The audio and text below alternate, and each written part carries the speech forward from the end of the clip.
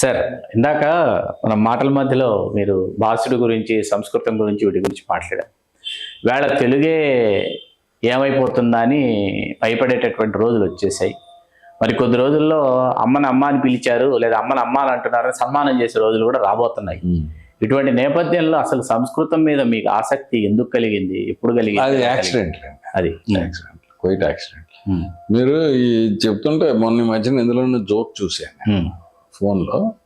అదేంటంటే, ఏమండి మీది బయట స్కూల్స్ కన్నా రెట్టింపు ఫీజు చార్జ్ చేస్తున్నారు, మీ ఇంగ్లీష్ మీడియం స్కూల్ ఇంగ్లీష్ బాగా చెప్తారని చెప్పి మీకు అంత డబ్బు కట్టి మా పిల్లల్ని చేర్పించాం, అది ఇది అని మాట్లాడుతూ ఉంటుంది.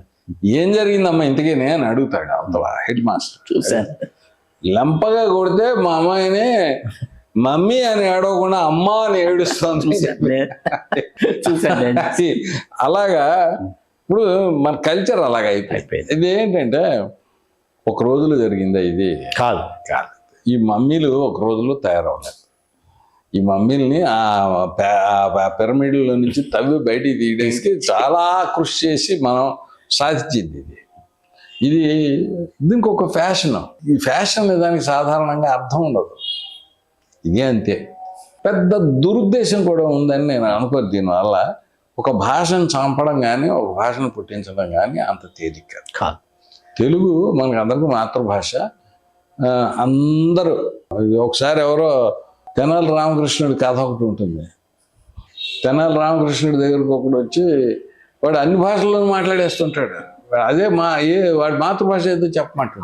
అదే రోజు రాత్రి మీరు వేడు రెస్ట్ తీసుకోండి, ఊళ్ళు అంత దూరం ప్రయాణం చేసి వచ్చారు, రేపు నేను చెప్తాను మీకు అని అంటాడు. ఆ రోజు రాత్రి వాడిని కర్ర ఒకటి తీసుకుని నెత్తి మీద వేస్తాడు. వేస్తే అమ్మ బాబు అంటాడు. వీడు మొత్తం మాతృభాష తెలుగు మర్నాడు చెప్తాడు. అలాగా ఆ దెబ్బ తగిలినప్పుడు, ఆనందం వచ్చినప్పుడు మనం మన సొంత భాషలోనే ఏడ్చేది. అంచేత తెలుగు పత్రికలకి ఏమీ ఢోకలేదు, తెలుగు జర్నలిజానికి ఏం ఢోకలేదు. ఆ రకంగా ఉంటే ఏంటంటే మన ప్రతిభ వల్ల మనం అసహ్యంగా రాసి మనం ఏంటది ఆ నేపథ్యంలో పరిస్థితి అని ఇలాంటివి చెప్తుంటారు టీవీలో. ముఖ్యంగా దాని పేరేంటి, TV9 వచ్చిన తర్వాత ఒక వేరే డైలెక్ట్ మారిపోయింది. తెలుగు టీవీ జర్నలిజంలో ఉచ్చారణ మాటలకు మారిపోయింది. ఏంటో అది నేపథ్యం అని అంటుంటారు.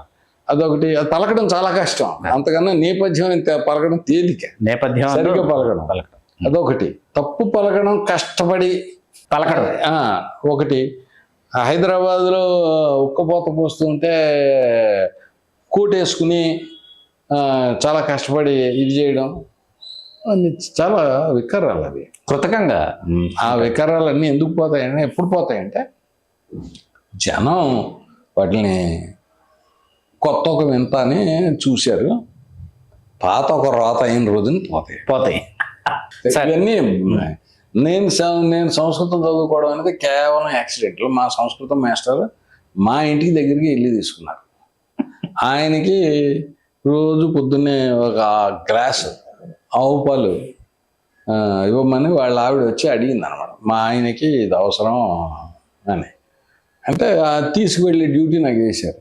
ఆయన మాస్టర్కి శ్రోతలు లేరు, నన్ను పట్టుకునేవాడు. ఎరా నువ్వు నా స్టూడెంట్ కదరా? అవునా, నువ్వు కూర్చో, పాఠం తీయ మొదలుపెట్టి నాకు శబ్దాలు శబ్దమంజరి నేర్పేశాడు, భాషా మంజరి నేర్పేశారు, కావ్యాలన్నీ నేను మొదలుపెట్టారు. నాకు కూడా అలాగా కొంత దాని మీద టేస్ట్ అది పెరిగింది. నేను 6 సంవత్సరాలు చదువుకున్నానండి సంస్కృతం.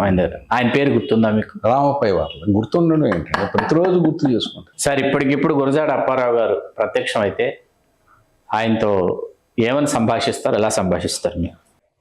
అలాంటి అంత నాటకీయత లేదు నా జీవితంలో, అందుకని అలాంటివి నేను అసలు ఊహించలేను మొదటిది.